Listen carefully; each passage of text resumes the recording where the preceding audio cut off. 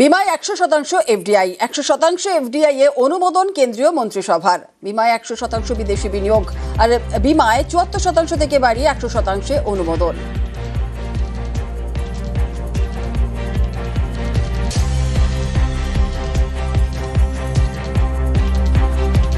এই সরকার সিদ্ধান্ত নিতে পারে না সিজফায়ার কবে হবে, ডোনাল্ড ট্রাম্প সিদ্ধান্ত ঘোষণা করে। তো স্বাভাবিকভাবে যেই সরকারের মেরুদণ্ড নুজ্জ হয়ে পড়ে সেই সরকার তো ফরেন ডাইরেক্ট ইনভেস্টমেন্ট অ্যালাউ করবেই। রাষ্ট্রায়ত্ত সংস্থা বিক্রি করছে, এবার বীমা সংস্থাকে পুরোপুরি কর্পোরেটের হাতে তুলে দিয়ে দেশের মানুষের গচ্ছিত অর্থের সর্বনাশ করে দিচ্ছে।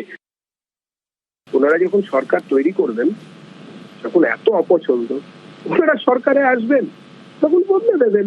যেটা ভারত সরকার মনে করেছেন যে ভারতবাসীর উপকার হবে, ভারত সরকার করেছেন।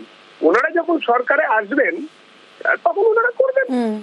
হেডলাইন্স নাও নিবেদন করছে শুধু রুক্ষতা নয়, ত্বকের ট্যান দূর করে সৌমি স্ক্যানের brightening hand and body lotion. বিমা ক্ষেত্রে বড়